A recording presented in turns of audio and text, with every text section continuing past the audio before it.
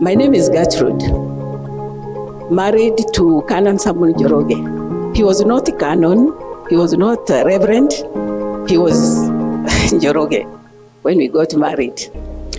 And next year, we will be 50 years together. So you are welcome to our 50th anniversary next year, October. I grew up in Meru. I saw somebody Kirimi must be a Meru. And I was born in Chogoria. If there is anything I hold it here is the missionaries. When I hear even people talking about ill things about missionaries, I say, me, I'm a product of missionaries.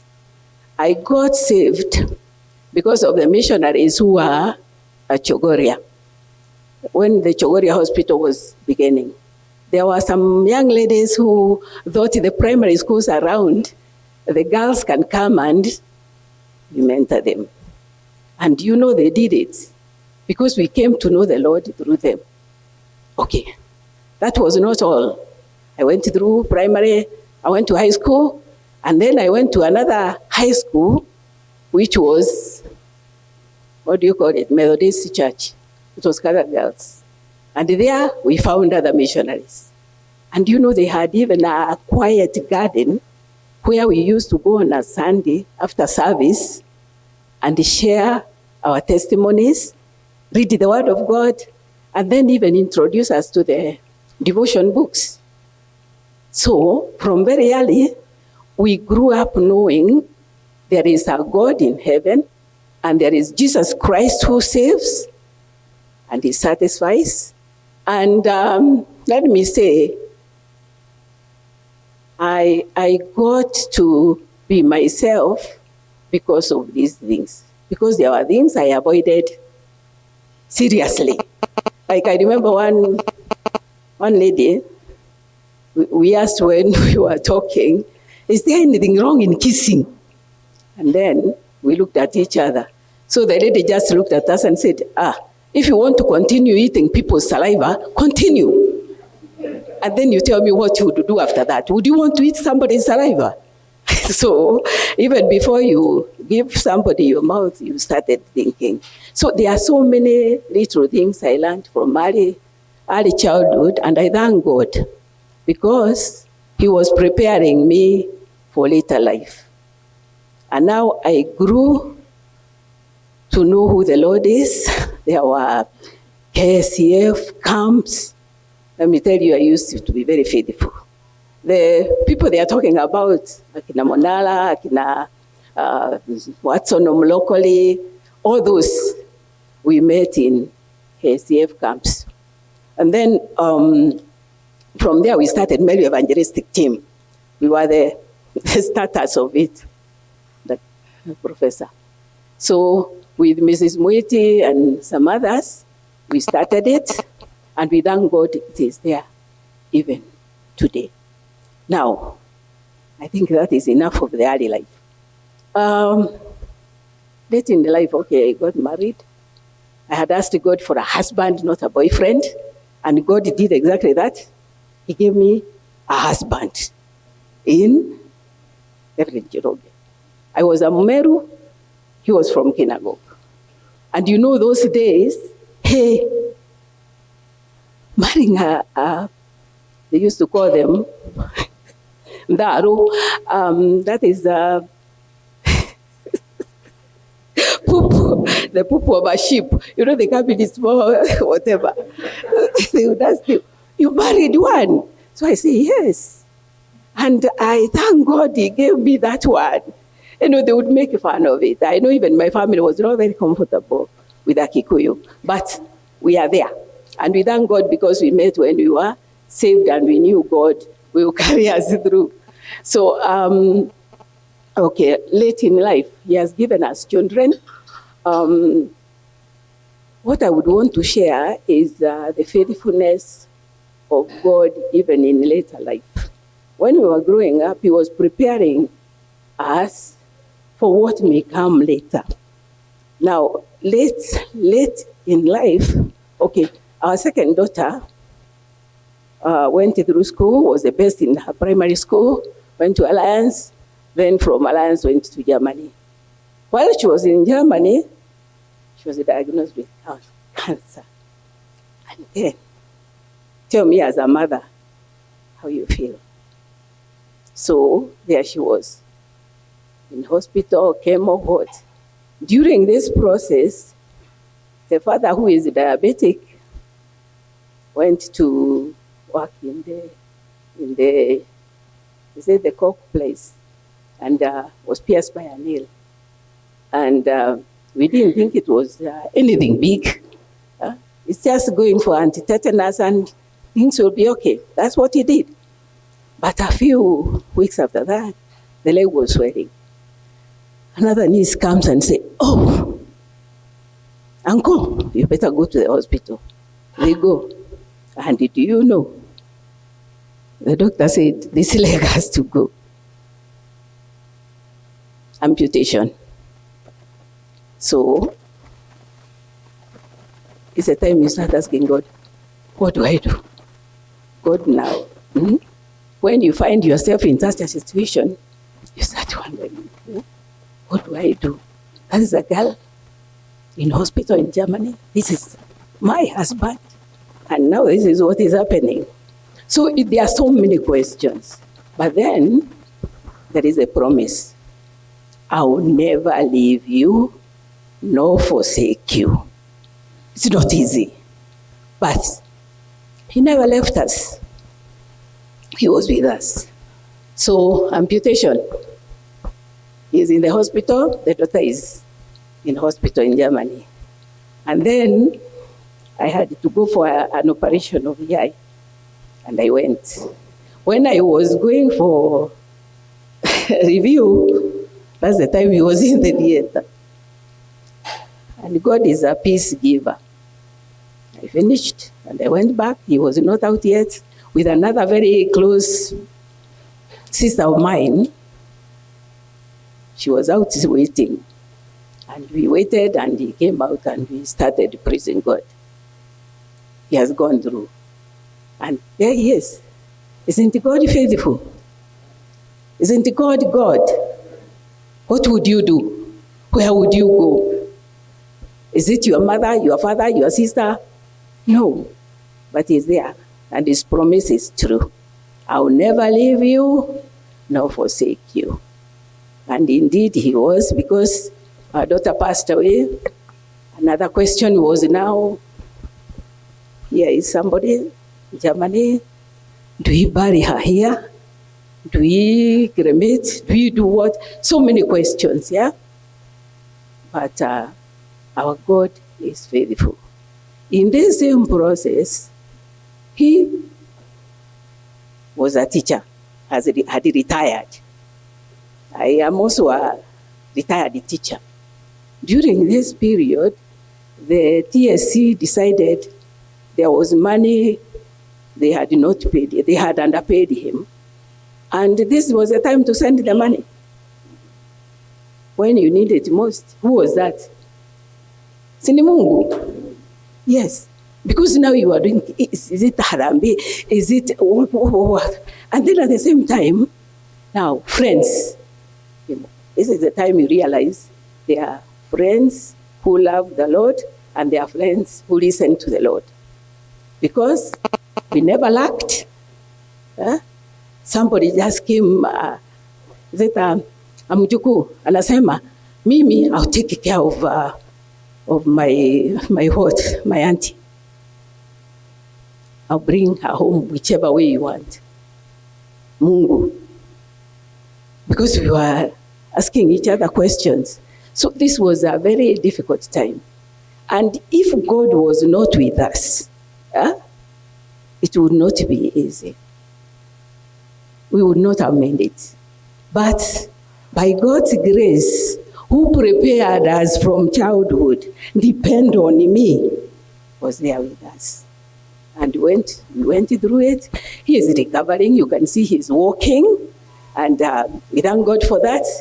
And even John was very excited to hear now he can walk around. He even come over. So we thank God. And here we are. God is a faithful God. Never, never, never, never, never leave him behind your life. Always look up to him and you'll get through this life. Whichever way, whether successful or things happen in your life, there are storms, there are what, depend on him. He is very dependable. To tell you the truth, I'm amazed. Because in the family, we have never lacked. We have seen friends coming over. We've seen encouragement from various places. And we thank God for everything. And he'll never leave us, nor forsake us. So now, let me call my husband. I thank God for the opportunity. People will call you with the titles and the others, but I am Samuel Joroge. That's it. That's my name. I thank God who I have trusted for these years. I was born in the colonial Kenya, in the then Naivasha district, which is today part of Nakuru, but then it was a district. And it was then white highlands, where Africans were not supposed to own any property. It was special.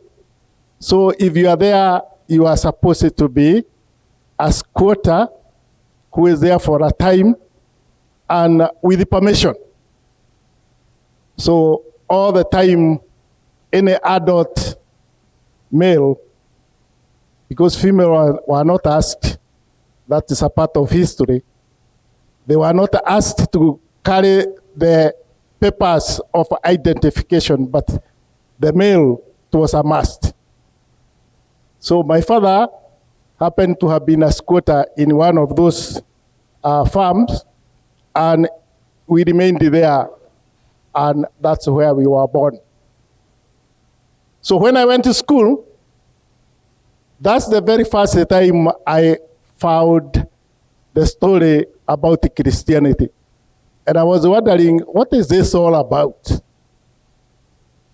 It happened that some workers from the government offices in then Naivasha and nurses from the hospital came to the village one evening, and they were supposed to be having a course of training.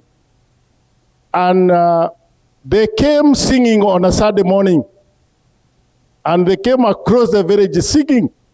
And I wondered, what were they singing about? The only dances I used to know were those either political or they were the seasons like circumcision and the like, because all of us used to combine together, irrespective of where you are. Interesting enough, we were speaking a language we thought it was Swahili, but when I went to school, I found it was not Swahili. It was a mixture of all the languages, all the groups that were living in the village. And that's the language we used to communicate in. So I was not proficient in any of the languages that I identified with. Because whatever I wanted to say, my friends will understand, but I cannot be able to communicate.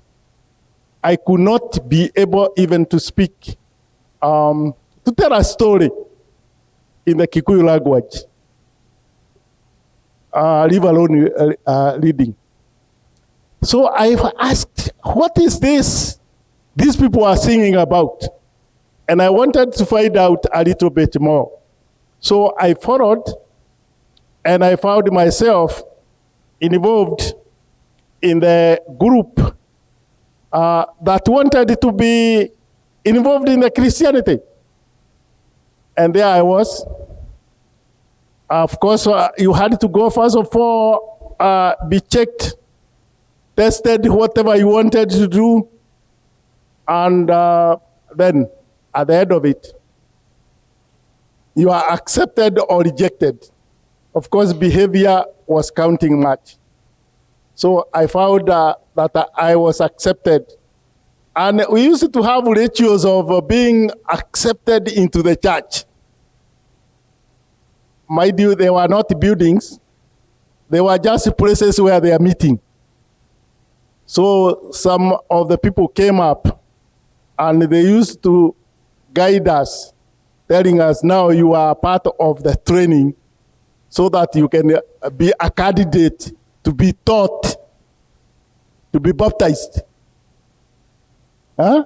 So we used to go singing. They would come singing, twende kwa Yesu, mimi na wewe, jia atuonya tuijue. Twende kwa Yesu, mimi na wewe, jia atuonya tuijue, imo chuoni na mwenyewe, na milele kukaa. So when you accept that, then you go to the class now. For one whole year, you have to go through the catechism, the short Westminster Catechism, and then you qualify for baptism. And I was wondering, what is all this about? Now, when I was baptized now, I got to the level where I had to go through training. And it is that training that I want to talk about because it was profound. We were introduced to a group which was called Young Sowers League. Those of my age, how many can remember that? Young Sowers League. Used to be an early fashion of a group like what you say, the British used to have it as Scripture Union. The Australian CMS used to have it as the Young Sowers League. Young Sowers, because you are supposed to be getting certain familiarity with the Bible and at the same time share.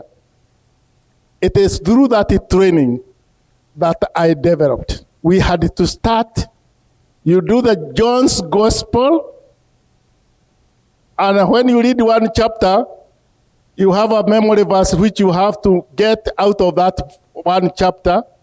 And next time when you meet as a group, you have to recite that memory verse and compete those who have mastered the memory verse.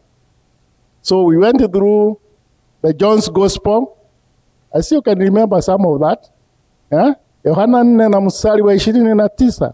John, muone mtu aliyeniambia mambo yote niliyoyatenda. Je, haimkini kuwa huyu ndiye Kristo? Then when you finish the John's Gospel, you had to do the other Gospels. And when you finish the 4 Gospels, then you are given a small book.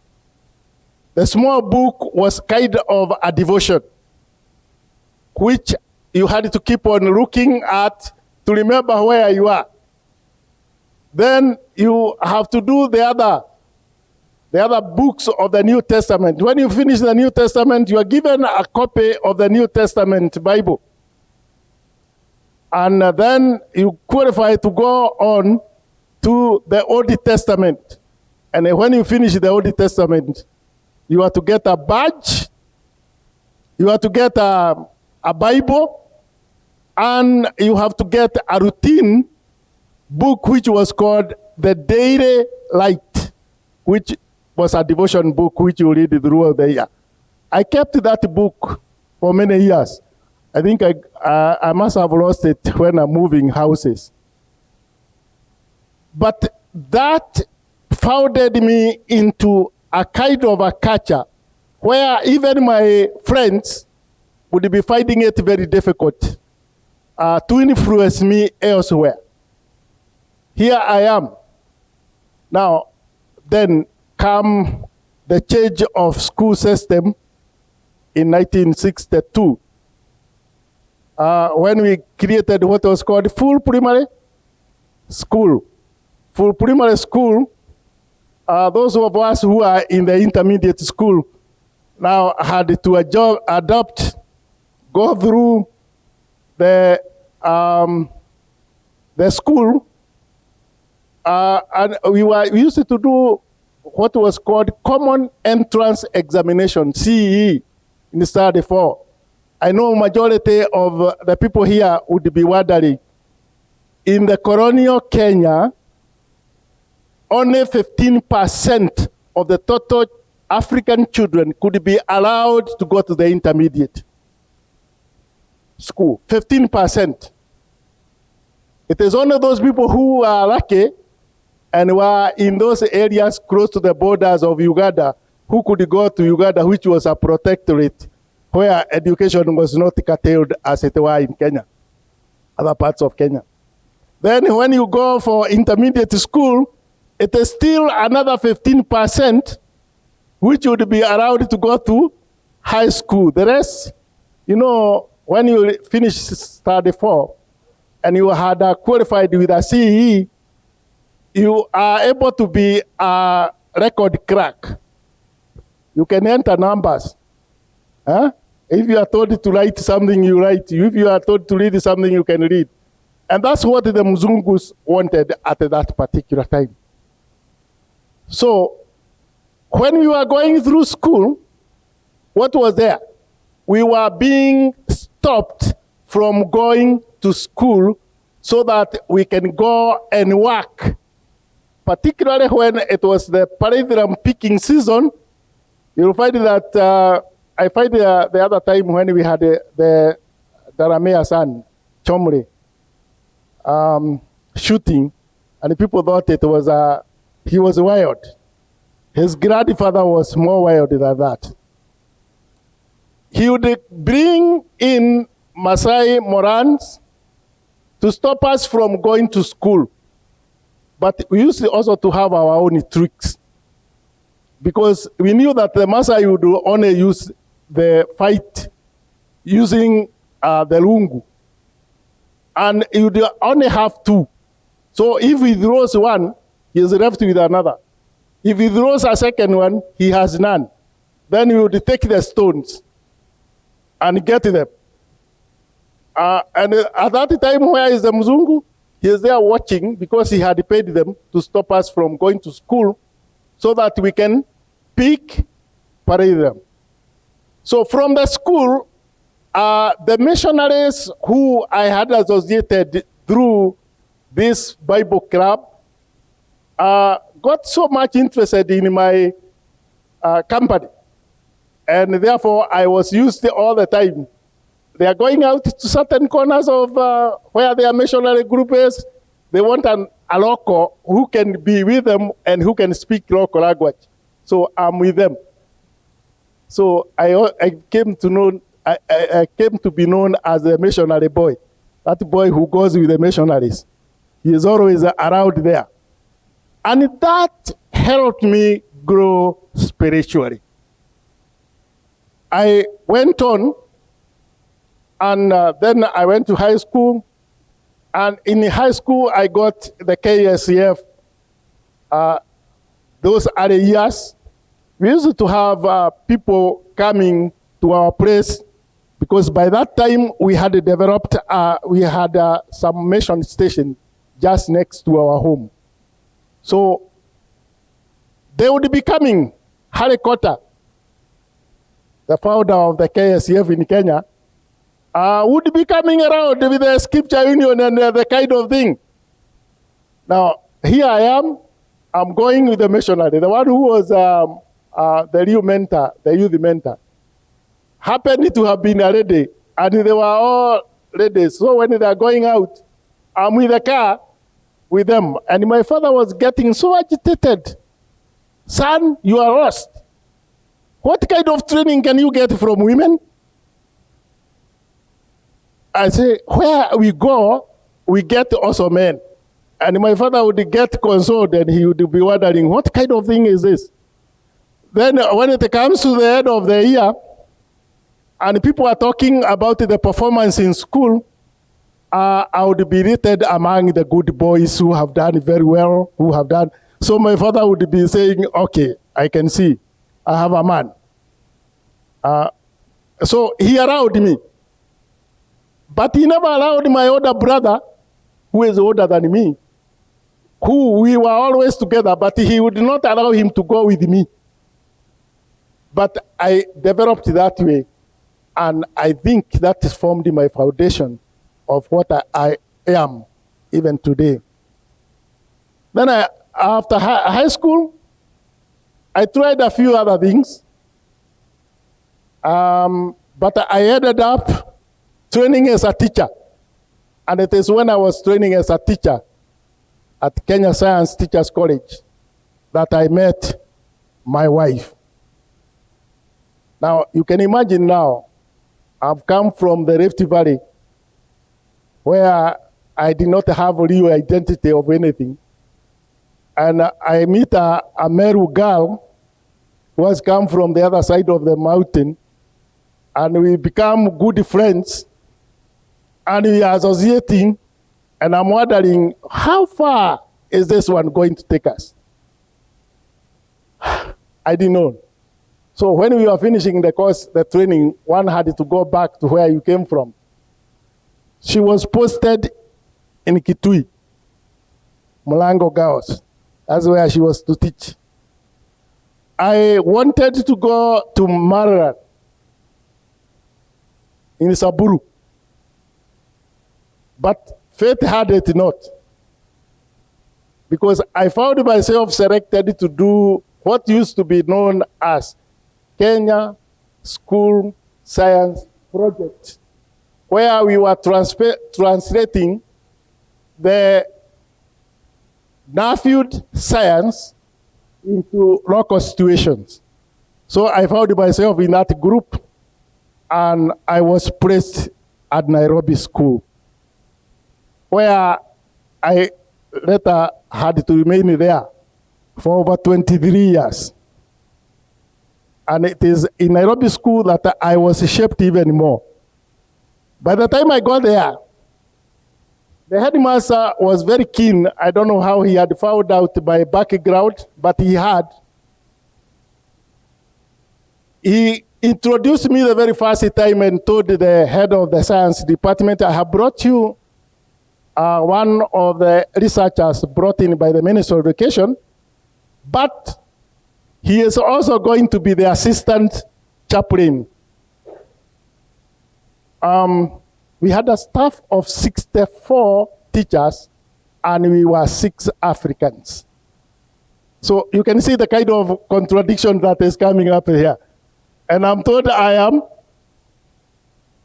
assistant to the chaplain. The science department people just laughed and wondered, what a combination of science and religion, where are they meeting? I wondered what would happen. Anyhow, I remained there. So by and by, my fiancé is in Kitui, I'm in Nairobi. So far apart. But somehow we had also to reconnect. And now we have to think about getting married.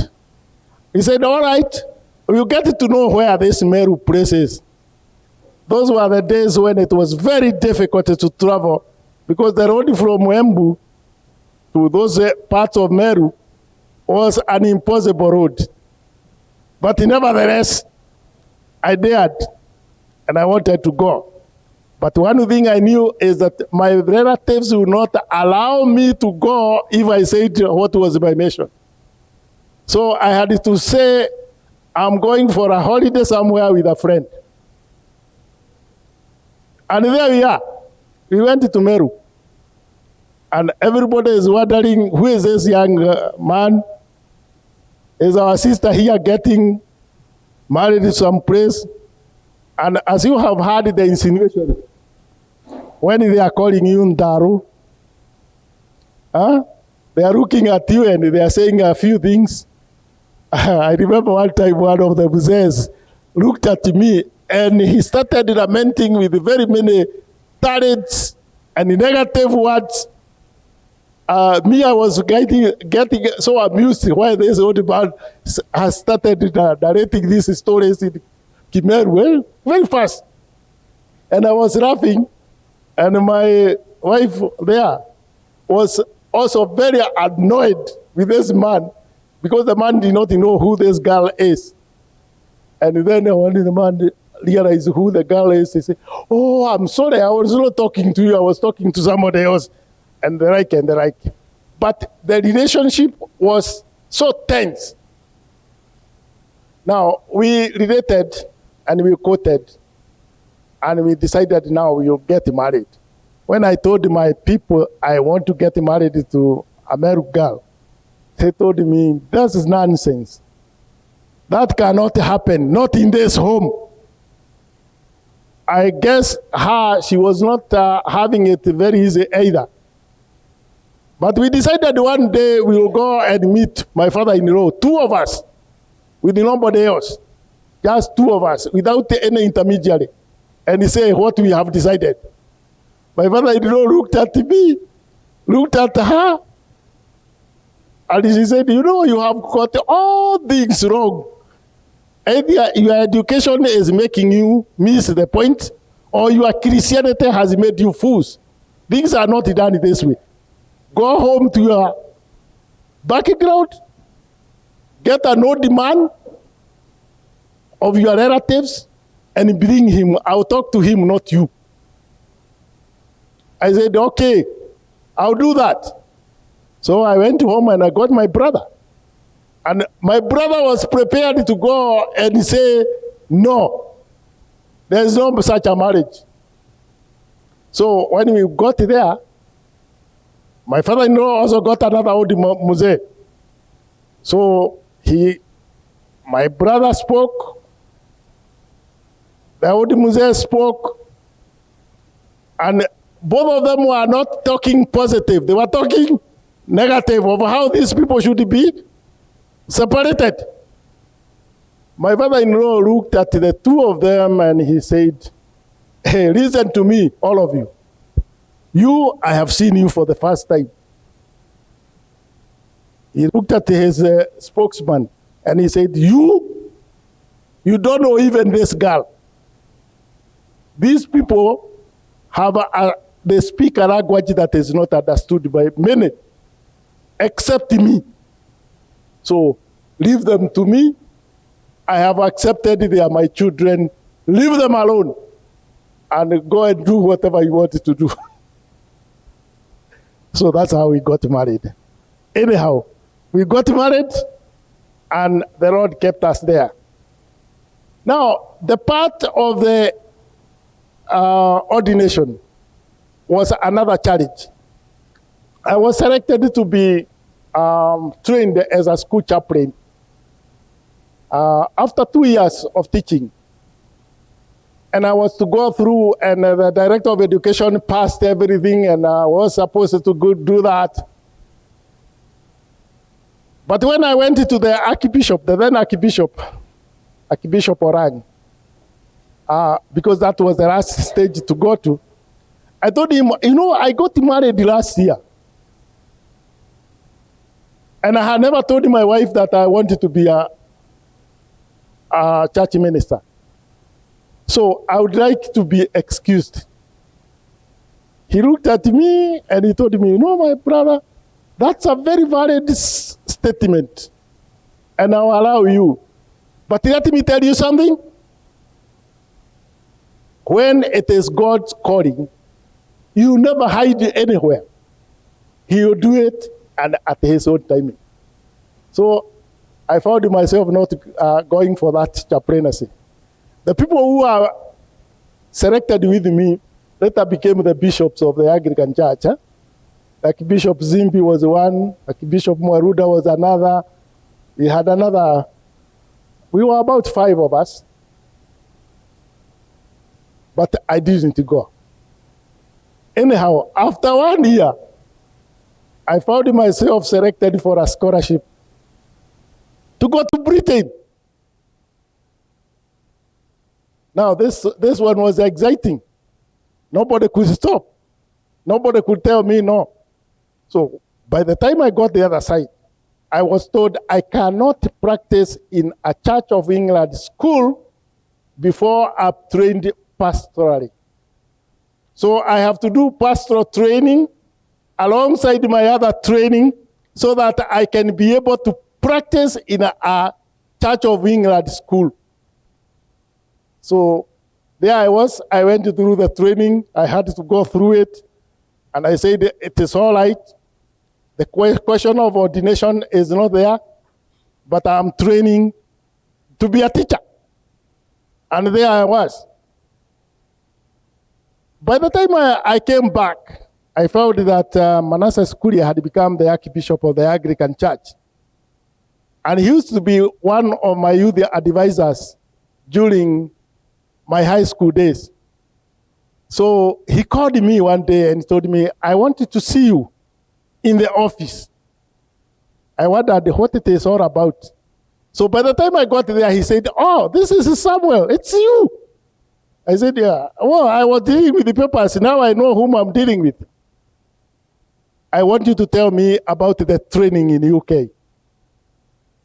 I told him, yes, I did a few things, but I was not being trained for the church. I was training for the teacher. He told me, how foolish should the church be to invest so heavily, whether in England or wherever it is in the world, and release you to nobody? I would like you to think seriously of ordination. I said, no, I have a lot of groundwork to cover.